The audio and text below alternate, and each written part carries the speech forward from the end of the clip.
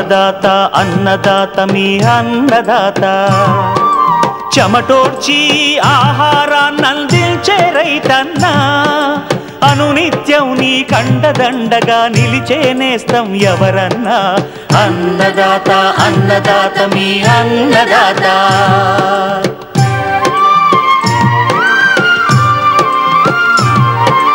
నూతన రీతుల సాగుబడికి నూరింతలు పెరిగే దిగుబడికి సూచనలిచ్చే సస్య రక్షణకు పశు పోషణకి శాస్త్ర విజ్ఞానం అందించి ముందుకు నడిపే తెలుగు రైతు భారతదేశానికి మకుటం అయ్యేలా తీర్చిదిద్దే ఆశయంతో మిమ్ము మేలు కొలిపేది అన్నదాత అన్నదాత అన్నదాత మీ అన్నదాత అన్నదాత అన్నదాత మీ అన్నదాత.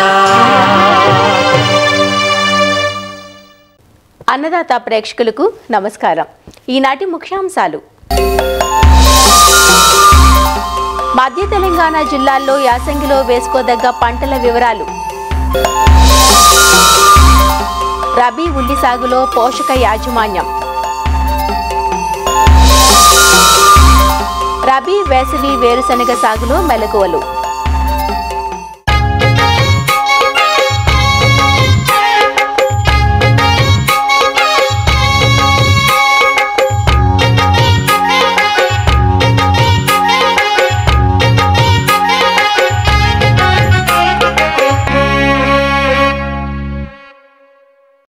తెలంగాణ రాష్ట్రంలో వివిధ పంటలు పండించే మండలాల్లో మధ్య తెలంగాణ మండలం ఒకటి. ఉమ్మడి ఖమ్మం, వరంగల్, మెదక్ జిల్లాలు కలిపి దాదాపు 10 జిల్లాలు ఉన్న ఈ మండలంలో ప్రధాన పంటలు వరి, ప్రత్తి కాగా ప్రాంతాన్ని బట్టి అన్ని రకాల పంటలను సాగు చేస్తున్నారు. ప్రస్తుతం యాసంగిలో నీటి వసతి పుష్కలంగా ఉన్న ప్రాంతాలలో వరి సాగుకు వెళ్లినా అరకూర నీటి వసతి ఉన్న ప్రాంతాల్లో ఆరుతడి పంటలకు వెళ్లడం మంచిదని శాస్త్రవేత్తలు సూచిస్తున్నారు. అంతేకాదు ప్రత్తికి నీరిచ్చి పంటకాలం పొడిగించకుండా తీతలు తీసుకున్న తర్వాత పంట తీసివేసి ఆరుతడి పంటలు సాగు చేయడం మేలంటూ మధ్య తెలంగాణ మండలంలో యాసంగికి వేసుకోదగ్గ పంటల వివరాలను రైతాంగానికి వివరిస్తున్నారు ప్రొఫెసర్ జయశంకర్, తెలంగాణ రాష్ట్ర వ్యవసాయ విశ్వవిద్యాలయం వరంగల్ ప్రాంతీయ వ్యవసాయ పరిశోధనా స్థానం ఏడీఆర్ డాక్టర్ ఉమారెడ్డి. తెలంగాణ రాష్ట్రంలో అంటే ముఖ్యంగా మధ్య తెలంగాణ మండలం లోపల ఈ 11 జిల్లాలు అంటే పాత వరంగల్, ఖమ్మం, మెదక్, కొత్తగా ఏర్పడినటువంటి 11 జిల్లాల్లో కూడా వరి అంతా కూడా చాలా వరకు కోత దశలో ఉండింది. ఈ మధ్య కాలంలో కురిసినటువంటి వర్షాల వల్ల కొంత కోతలకు ఆటంకం కలిగినప్పటికీ రైతు సోదరులు వరి కోత లోపల నిమగ్నమై ఉన్నారు. సో వరి కోసిన తర్వాత వరి పొలాల లోపల, మాగాన్ల లోపల ఎక్కడైతే వరి మాత్రమే సాగు చేయగలమో అక్కడ మాత్రమే వరి సాగు చేయాలి. వరికి ప్రత్యామ్నాయంగా ఆరుతడి పంటలు వేసుకునేటువంటి పరిస్థితులు ఉంటే అక్కడ వరికి బదులు వేరే పంటలు వేసుకోవడం మంచిది. వరి తర్వాత వరినే సాగు చేయాలనుకునే రైతు సోదరులు ఇప్పుడు నవంబర్ 15 నుంచి డిసెంబర్ 15 మధ్యన వాళ్ళకి నచ్చినటువంటి రకాలను, సో 125 రోజుల పంటకాలం కలిగినటువంటి దొడ్డు రకాలు కానీ సన్నయ్య కానీ నారు పోసుకున్నట్లయితే మళ్ళీ మనకు మార్చి 31 లోపల వరి కోతలై ఈ వడగండ్ల వాన నుంచి ఇబ్బంది పడకుండా మనం హార్వెస్ట్ చేసుకునేందుకు అవకాశం ఉంటుంది. కాబట్టి నారులను తప్పనిసరిగా వీళ్ళని తొందరగా నవంబర్ 15 నుంచి డిసెంబర్ 15 లోపల పోసుకునేటట్టుగా ప్లాన్ చేసుకోవాలి. అయితే చలి ఉంటుంది కాబట్టి నారుమడులు పెరగవు. కాబట్టి ఈ నారుమడిని ఒక ప్రత్యేకమైన శ్రద్ధతోటి అంటే మిరప నారుమల్లు ఎట్లయితే పెంచుకున్నారో అట్లా ఎత్తైనటువంటి నారుమల్లను చేసుకొని అంటే మొలిసినటువంటి నారు పైన చలి పెట్టకుండా ఉండడం కొరకు ఈ ఇనుప కుంచెలు కానీ లేకపోతే ఇనుప సువ్వలు కానీ లేకపోతే ఈ వాయిల్ కట్స్ అంటే బరిగల్ లాంటివి చేసి ఒకటి డోమ్ అంటే మనం మోటార్ల మీద ఎట్లయితే ఒక డోమ్ లాంటిది పెడతాం అట్లాంటి డోమ్ పెట్టి దాని మీద ఒక పాలిథిన్ షీట్ పెట్టి సాయంత్రం వేళ లోపల కప్పి ఉంచి నారుమడిని ఉదయం పూట తీసేయాలి మనం. అట్లయితే ఏమవుతుందంటే చలి ప్రభావం నారు మీద ఉండదు. సో కాబట్టి ఒక 25 రోజుల్లోనే ఒక 4 నుంచి 6 ఆకుల వరకు ఉంటాయి. నారుకు నాటేసుకోవడానికి అనుకూలంగా పెరుగుతుంది అది. లేకపోతే మనం నారుమడి మీద శ్రద్ధ చూపెట్టకపోతే అంటే చలి ప్రభావం నుంచి నారుమడిని కాపాడకపోతే అది పెరగదు. అది పెరగకపోయేసరికి మనం నారుమడి 35 రోజులైనా కూడా నాటుక అనుకూలంగా ఉండదు. అప్పుడు పంటకాలం పెరుగుతుంది. మళ్ళీ మనం ఏప్రిల్ లోపల హార్వెస్టింగ్ చేయాల్సి వస్తుంది, కష్టమవుతుంది. సో కాబట్టి నారుమలను ప్రత్యేకంగా పెంచాలి, చలి ప్రభావం లేకుండా చూసుకోవాలి. అదేవిధంగా కొంచెం పశువుల ఎరువు కానీ గొర్రెల ఎరువు లాంటివి ఉంటే పోస్తే మంచిది నార్మల్లో. అదేవిధంగా నీళ్ళను కూడా సాయంత్రం పూట పెట్టి పొద్దున్న పూట తీసేసేటట్టుగా. భాస్వరాన్ని కూడా కొంచెం మోతాదుకు మించి నార్మల్ వేసుకుంటే మంచిది. చలి ఉంటుంది కాబట్టి జింకు ధాతు లోపం ఉంటుంది. జింకును కార్బనిజం ప్లస్ M45 కానీ ఇలాంటి వాటి ఉండేటి కల్పించుకారు చేసుకుంటే ఈ తెగుళ్ళ ప్రభావం కూడా ఉండదు నారుపేడ పైన. ఇవన్నీ చేసినట్లయితే మనం సకాలం లోపల నాట్లు పెట్టుకోవచ్చు. తద్వారా మార్చి 31 లోపల వరి కోతలు చేసుకోవచ్చు. ఇది వరి సాగు చేసే రైతులు. కొన్ని ప్రాంతాల లోపల వరికి బదులు వేరే పంటలు వేసుకునేటువంటి రైతులు దాంట్లోపల మాత్రం మొక్కజొన్న లాంటివి కానీ లేకపోతే పొద్దుతిరుగుడు కానీ మినుములు కానీ ఇలాంటి పంటలు వేసుకుంటే మంచిది. తప్పనిసరిగా వరి తర్వాత వరి సాగు చేయడం అనేది అది ఏ రకంగా చూసినా కూడా మంచిది కాదు. కాకపోతే పొలం లోపల బాగా తడి ఉంటుంది, ఆరదు పొలం, నీళ్ళు ఎప్పుడు వస్తూ ఉంటాయి అనుకునే సందర్భాల్లో మాత్రమే వరి సాగు చేయాలి. ఇక విత్తనాల విషయంలో కూడా మీరు ప్రస్తుతం వానాకాలం లోపల పండించిన రకం 125 రోజులది కనుక మీ దగ్గర ఉంటే దాన్ని మంచిగా ఆరబెట్టి దాని మొలక శాతాన్ని పరీక్షించుకొని మళ్ళీ ఆ రకాన్ని పెట్టుకోవచ్చు. మీరు చాలా వరకు నిద్రావస్థ ఏం లేవు మనకు ప్రస్తుతం సాగులో ఉన్న రకాల లోపల. ఒక జర్మినేషన్ టెస్ట్, ఒక 100 గింజలు మనం మొలకకు పెట్టినాం అనుకోండి, ఒక 80 పైన మొలిచినాయి అనుకోండి, మీరు ఆటోమేటిక్గా నారు పోసుకోవచ్చు. మీరు మళ్ళీ మీరు అది అమ్మేసి మళ్ళీ మీరు మార్కెట్లో కొనాల్సిన అవసరం లేదు. అంతేగాని వానాకాలంలో పెట్టిన రకం యాసంగిలో పెట్టొచ్చా పెట్టరాదా, ఇదే సీడ్ వాడొచ్చా, ఇట్లాంటి అనుమానాలు అవసరం లేదు మనకు. పోయిన వానాకాలం లోపల మనం quality seed at every village అనే పద్ధతి లోపల జయశంకర్ వ్యవసాయ విశ్వవిద్యాలయం వారు మీకు చాలా గ్రామాల లోపల కొంత నాణ్యమైనటువంటి విత్తనాన్ని ఇచ్చి ఉన్నారు. సో ఆ రకాలన్నీ కూడా మీరు ఇప్పుడు యాసంగిలో పెట్టుకోవడానికి అనుకూలంగా ఉంటాయి. అంటే 1537 కానీ 961 ఈ 2 రకాలు ఏదైనా సరే మీకు వస్తుంది. అదేవిధంగా నెక్స్ట్ ఇంపార్టెంట్ క్రాప్ కాటన్ రైతు సోదరులు చాలామంది ఈసారి వర్షాల వల్ల మరియు ఇతర కారణాల వల్ల కాటన్ క్రాప్ కొంచెం ముందుగానే కంప్లీట్ అవుతూ ఉంది. సో ఎక్కడ ఇంకా కాటన్ క్రాప్ పత్తి ఏరకపోతే దాన్ని తొందరగా వేరుకొని దాన్ని టర్మినేట్ చేయాలి, కంప్లీట్ చేయాలి కాటన్ని. ఇంకేమాత్రం పొడిగించినా కూడా తర్వాత గులాబీ రంగు పురుగు ఆశించి మనకు నష్టం వస్తుంది. కాబట్టి పత్తి పంటను మీరు వెంటనే తీసేస్తే మంచిది. దాని ప్లేస్ లోపల పెసళ్ళు కానీ లేకపోతే మొక్కజొన్నలు కానీ జొన్నలు కానీ లేకపోతే జనవరిలో సోయింగ్ చేసుకోవాలనుకుంటే నువ్వులు కానీ ఇట్లాంటి పంటలు ఆలోచించుకున్నట్లయితే మంచిది. అంతేగాని క్రాప్ను మళ్ళీ ఎక్స్టెండ్ చేయడం అనేది మంచిది కాదు. సో అది కూడా పత్తి రైతు సోదరులు కూడా పత్తిని తీసేసి దుక్కులు చేసుకొని వేరే పంటలు వేసుకునే దిశగా రైతులు ఆలోచించినట్లయితే మంచిది. ఈ రకంగా వరి మరియు పత్తి సాగు చేసే రైతులు ప్రస్తుతం కొన్ని యాజమాన్య పద్ధతులు పాటించి వచ్చే పంటకు సన్నద్ధ అవడం అనేది చాలా మంచిది. ఇప్పుడు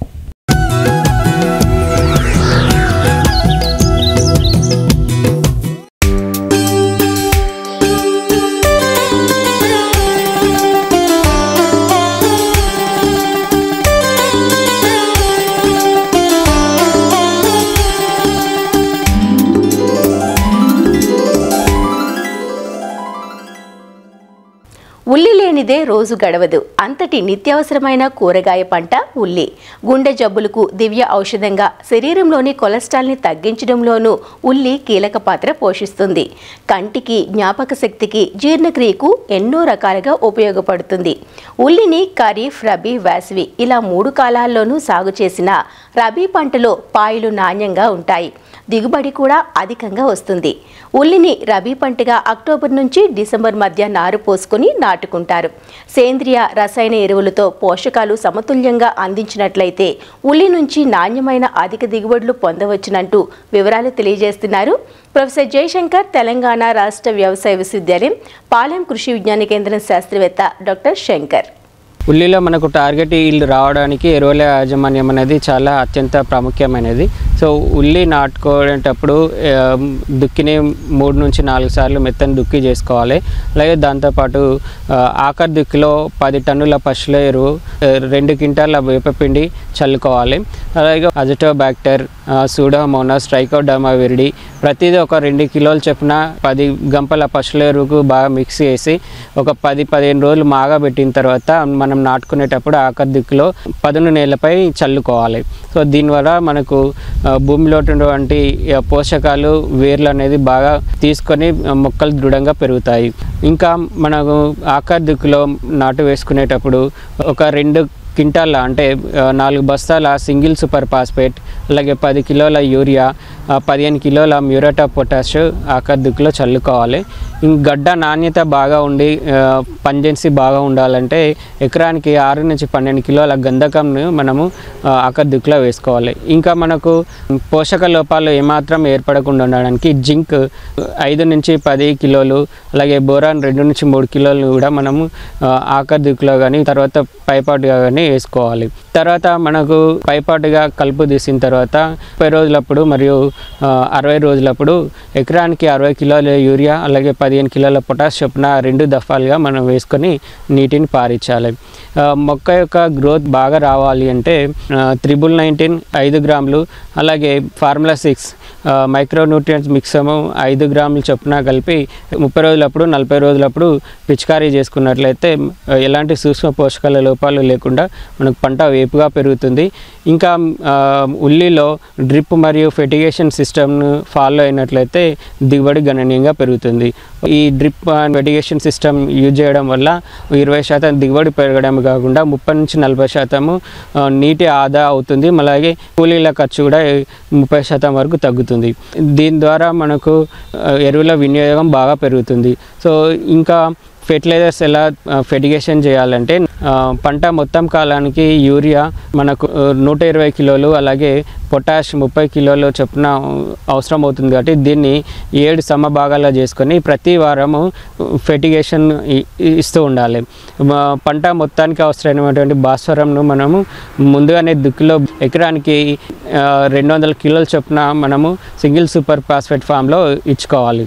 సో అలాగే మనకు మైక్రోన్యూట్రియంట్స్ లోపాలు ఏర్పడకుండా ఉండడానికి నీటిలో కరిగేటువంటి మైక్రోన్యూట్రియంట్స్ మిక్చర్ని కూడా 2 దఫాలుగా మనము డ్రిప్లో ఇచ్చుకోవడం కదా లేదంటే పైపాటుగా పిచికారీ చేసుకోవడం కూడా చేస్తున్నట్లయితే మంచి దిగుబడిని మరియు గడ్డ నాణ్యతను పొందవచ్చును.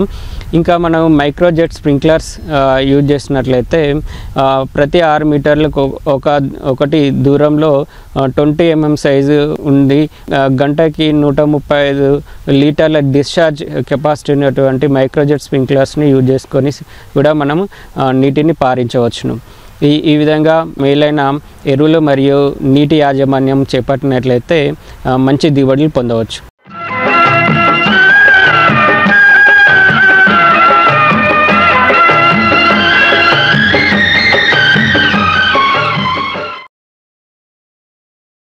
అన్నదాత టోల్ ఫ్రీ నెంబర్ ద్వారా పంటల సాగులో రైతులు లేవనెత్తే సందేహాలకు దృశ్య రూపం మీకోసం.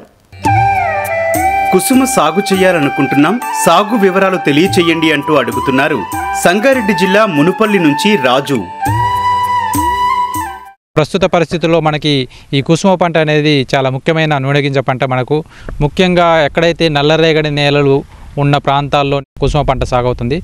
నల్లరేగడి నేలలతో పాటు ఎక్కడైతే నీరు నిలబడే నేలలు, దాంతోపాటు బలం కలిగిన ఎర్ర నేలలు అయినా కానీ నీటి సదుపాయం కలిగిన ఎర్ర నేలల్లో కూడా మనము ఈ కుసుమ పంటను సాగు చేసుకోవచ్చు.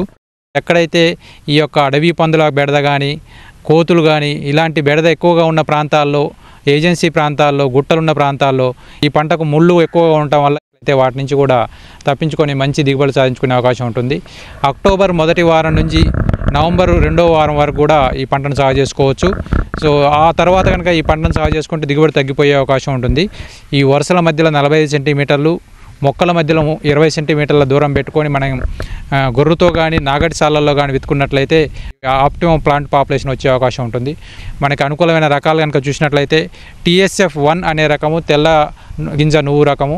ఈ రకము ఎకరానికి 6 నుంచి 7 క్వింటాల వరకు దిగుబడి వస్తుంది. మనకి 125 రోజుల వరకు కూడా పంటకాలం కలిగి ఉంటుంది. ఈ రకం ఎండు తెగులను తట్టుకుంటుంది. దీంతోపాటు ముఖ్యంగా మనం చూసినట్లయితే మంజీరా అనే రకం కూడా మనకి 115 నుంచి 120 రోజుల పంటకాలం కలిగిన రకం. ఈ రకం 5 క్వింటాల వరకు కూడా దిగుబడి వచ్చే అవకాశం ఉంటుంది. నారీ 6 అనే రకం కూడా మన ప్రాంతానికి అనుకూలం. ఈ రకాలు అనేది మనకి ఎకరానికి 4 కేజీల వరకు విత్తనం అవసరం అవుతుంది. 1 కేజీ విత్తనానికి 1 గ్రామ్ కార్బనిజంతో విత్తన శుద్ధి చేసుకోవాల్సిన అవసరం ఉంటుంది.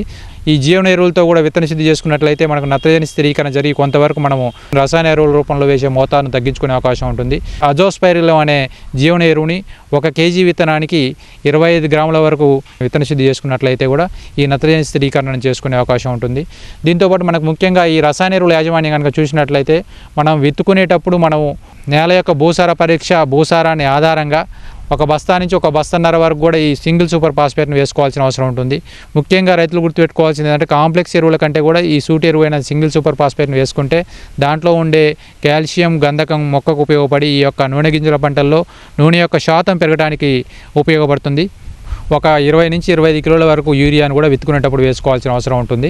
తర్వాత మనం విత్తిన 30 నుంచి 35 రోజుల సమయంలో ఆ తడి ఇచ్చిన సమయంలో మనం మరొక 20 కేజీల యూరియాను పైపాటుగా వేసుకుంటే సరిపోతుంది. ఈ పేనుబంక ఎక్కువగా వచ్చే అవకాశం ఉంటుంది. దీని గురించి కానీ డైమిథోయేట్ 2 ml per లీటర్ తోటి మనం పిచికారీ చేసుకున్నట్లయితే ఈ పేనుబంక నివారించుకునే అవకాశం ఉంటుంది. దాంతోపాటు ఎండు తెగులు కూడా వచ్చే అవకాశం ఉంటుంది. ఈ ఎండు తెగులు నివారణకి మనకు మ్యాంకోజెబ్ అనే తెగులు మందును మనం 2.5 గ్రాముల లీటర్ నీటి కలిపి పిచికారీ చేసుకోవచ్చు. నీటి తడులు ముఖ్యంగా 30 రోజుల దశలో పెరుగుదల దశలో, దాంతోపాటు 65 రోజుల దశలో పూత దశలో, ఈ రెండు చాలా సున్నిత దశలు. ఈ దశలో తప్పనిసరిగా మనం నీటి సదుపాయాన్ని అందించవలసిన అవసరం ఉంటుంది. ఈ కోత కనుక చూసినట్లయితే ముళ్ళు ఎక్కువగా ఉంటాయి కాబట్టి ఇది మనం వరి కోత యంత్రాలతో మనం కోసుకునే అవకాశం ఉంది. కాబట్టి రైతులు నిరభ్యంతరంగా ఈ కోతకు సంబంధించిన లేబర్ని కూడా మనం తగ్గించుకొని ఈ వరి కోత యంత్రం ద్వారా మనం కోసుకునే అవకాశం ఉంటుంది. 1 ఎకరా వరి పండించడానికి పట్టే నీటితోటి ఒక 4 ఎకరాల వరకు కూడా కుసుమ పంటను పండించుకోవచ్చు. కాబట్టి ఎక్కడైతే నీటి సదుపాయం తక్కువగా ఉండి బోరు కింద వరి వేసే రైతులు వరి వేయకుండా ఈ కుసుమ పంటను వేసుకున్నట్లయితే మనకు తక్కువ పంట కాలంలో మన అధిక దిగుబడులు సాధించుకునే అవకాశం ఉంటుంది.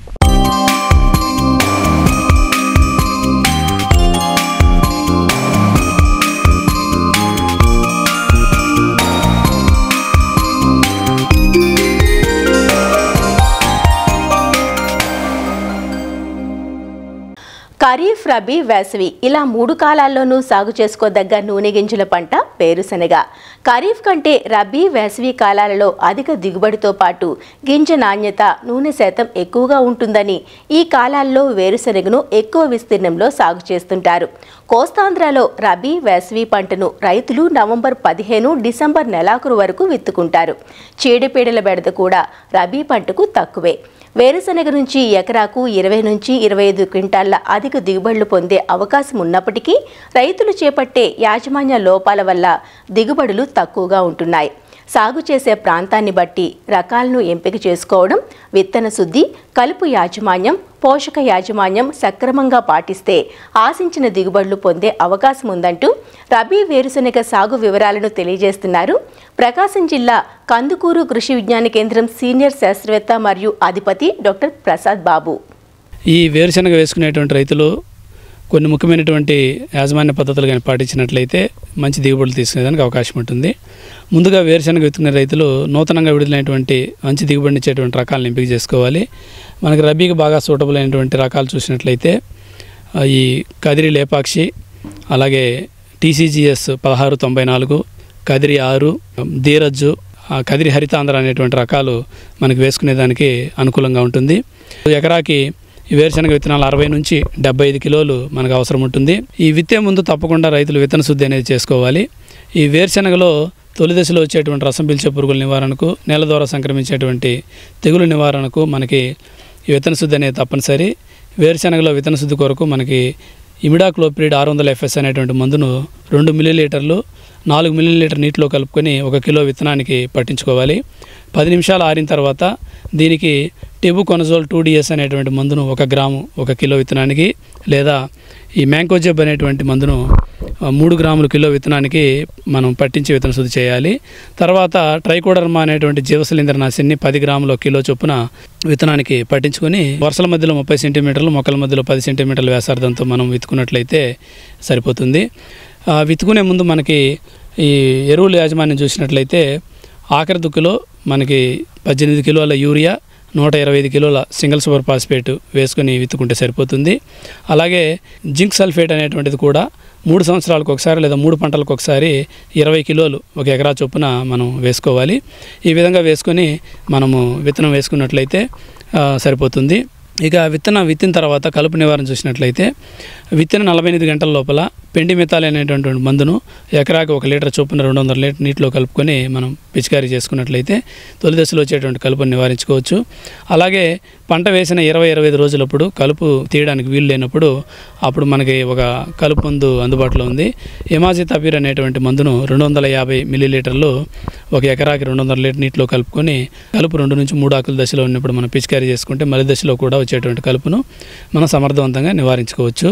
అదేవిధంగా మనకి పంట విత్తిన తర్వాత పోషకాల యాజమాన్యం చూసినట్లయితే 30 రోజులప్పుడు 60 రోజులప్పుడు మనకి పూత కాయ బాగా రావడానికి 3-19 కానీ లేదా 13-0-45 అనేటువంటి నీటిలో కరిగే ఎరువును ఎకరాకి 2 కిలోల చొప్పున పిచికారీ చేసుకోవాలి. అదేవిధంగా ఈ సూక్ష్మ పోషకాల మిశ్రమాన్ని కూడా మనకి రబీలో పిచికారీ చేసుకున్నట్లయితే ఎకరాకి 500 గ్రాములు 30 రోజులప్పుడు 60 రోజులప్పుడు ఈ మ్యాక్స్ కానీ లేదా ఫార్ములా 4 కానీ పిచికారీ చేసుకుంటే పోషకాల యాజమాన్యం అనేది బాగా ఉండి కాయ అనేది అవుటన్ను దిగుబడి బాగా రావడం జరుగుతుంది. అదేవిధంగా ఈ వేరుశనగ పంటలో మరొక ముఖ్యమైన అంశం ఏంటంటే పంట విత్తిన మొలకెత్తిన తర్వాత 20-25 రోజుల వరకు పంటని బెట్టకు గురి చేయాలి. ఆ మధ్యలో తడి అనేది ఇవ్వకూడదు. ఒకేసారి 25 రోజులప్పుడు కానీ 30 రోజులప్పుడు కానీ తడి ఇచ్చినట్లయితే ఈ బెట్టలో ఉన్నటువంటి పంట ఒకేసారి పూతకు రావడం జరుగుతుంది. తద్వారా కాయలు అనేది ఒకేసారి వృద్ధి చెంది కోతకు అనేది ఇబ్బంది లేకుండా ఉంటుంది. తర్వాత 35 రోజుల నుంచి 40 రోజులప్పుడు పూత నుంచి ఊడలు ఎప్పుడైతే దిగుతూ ఉంటాయో అప్పుడు ఎకరాకి 200 కిలోల జిప్సం అనేటువంటి ఎరువును చల్లుకొని అంతర్సేద్యం చేసుకున్నట్లయితే దాని ద్వారా ఈ జిప్సంలో ఉండేటువంటి కాల్షియము సల్ఫరు మొక్కకి బాగా అంది కాయల యొక్క నూనె శాతం కానీ కాయల యొక్క ఐటన్ కానీ బాగా పెరిగి దిగుబడి అనేది పెరగడం జరుగుతుంది. ఈ విధంగా మనకి పోషకాల యాజమాన్యం అనేది చేపట్టుకోవాలి. ఇంకా తర్వాత మనకి ఈ సమగ్ర సస్యరక్షణలో పురుగు తెగులు యాజమాన్యం చూసినట్లయితే దీంట్లో ఆశించేటువంటి ముఖ్యమైనటువంటి పురుగులు పచ్చ పురుగు, లద్దె పురుగు, ఆకుముడత ఈ సమస్యలు ఎక్కువగా ఉంటాయి. ఈ వీటికి సమగ్ర సస్యరక్షణ చర్యలైనటువంటి చుట్టూ 4 వరుసలు జొన్న కానీ సజ్జ కానీ వేసుకోవడం, అలాగే ఈ పంట విత్తిన 20 రోజులు 30 రోజులప్పుడు ఈ లింగాకర్షక బొట్లు అనేది ఎకరాకి 10 చొప్పున పెట్టుకోవాలి. రసం పీల్చే పురుగుల నివారణకు పసుపు రంగు నీలం రంగు జిగురొట్టలు అనేది ఎకరాకి 25 చొప్పున పంట కంటే 1 అడుగు ఎత్తులో పెట్టుకోవాలి. అలాగే పంట విత్తిన 20 రోజులు 30 రోజులప్పుడు వేప నూనె 500 మిల్లీలీటర్లు ఎకరాకి పిచికారీ చేసుకోవాలి. ఇంక తర్వాత మనకి తొలి దశలో వచ్చేటువంటి ఆకుమచ్చ తెగులు, మలి దశలో వచ్చేటువంటి ఆకుమచ్చ తెగులు 2 ఉన్నాయి. ఈ నివారణకు మనకి 400 ml హెక్సోకొనజోల్ కానీ లేదా 200 ml ప్రొపికొనజోలు లేదా 400 ml మనకి టెబుకొనజోల్ అనేటువంటి మందును పిచికారీ చేసుకున్నట్లయితే దీన్ని మనం సమర్థవంతంగా ఆకుమచ్చ తెగులు నివారించుకోవచ్చు. ఇక తర్వాత ఈ వేరుకుళ్ళు తెగులు, కాండంకుళ్ళు తెగులు కూడా ప్రధానమైన సమస్యలు దీంట్లో. దీని నివారణకు మనకి తొలి దశలోనే పంట విత్తేటప్పుడే దుక్కిలోనే మనకి ఈ ట్రైకోడర్మా విరిడే మరి ఒక 2 కిలోలు 100 కిలోల పేడ ఎరువు ఒక 10 కిలోల వేప చెక్క కలుపుకొని ఎకరా పొలంలో మనం చల్లుకున్నట్లయితే ఇది మనం ఈ వేరుకుళ్ళు కాండంకుళ్ళు తెగులు మనం నివారించుకోవచ్చు. ఈ వేరుకుళ్ళు కాండంకుళ్ళు వైరస్ తెగులు మన ఈ తామర పురుగుల ద్వారా వ్యాప్తి చెందుతూ ఉంటాయి. దీని నివారణకు మనకి తామర పురుగులను రాకుండా చూసుకోవాలి. మన పంటలో ఈ వైఆర్ బామ్ అనేటువంటి కలుపును లేకుండా చూసుకోవాలి. అలాగే ఈ తామర పురుగుల నివారణకు ఈ నీలం రంగు జిగురొట్టలు అనేది ఎకరాకి 20 చొప్పున పంట కంటే 1 అడుగు ఎత్తులో అమర్చుకోవాలి. తొలి దశలో వేప నూనె అనేది పిచికారీ చేసుకోవాలి. తర్వాత ఈ తామర పురుగుల నివారణకు మనకి అసిఫేట్ అనేటువంటి మందును 300 గ్రాములు లేదా ఫిప్రోనిల్ అనేటువంటి మందును 400 మిల్లీలీటర్లు లేదా మనకి డైఫెన్తురియాన్ అనే మందుని 250 గ్రాములు అవసరాన్ని బట్టి మందులు మార్చి 200 లీటర్ నీటిలో కలుపుకొని మనం పిచికారీ చేసుకున్నట్లయితే ఈ తామర పురుగులు మనం సమర్థవంతంగా నివారించుకొని వైరస్ తెగులను కూడా మనం తగ్గించుకోవచ్చు. సో ఈ విధంగా సమగ్ర పోషకాల యాజమాన్యం, సమగ్ర సస్యరక్షణ చర్యలు మనం వేరుశనగలో చేపట్టినట్లయితే రబీలో మనకు మంచి దిగుబడులు తీసుకునేదానికి అవకాశం ఉంటుంది. మరిన్ని విభిన్న అంశాలతో రేపటి అన్నదాతలో మళ్ళీ కలుసుకుందాం. నమస్కారం.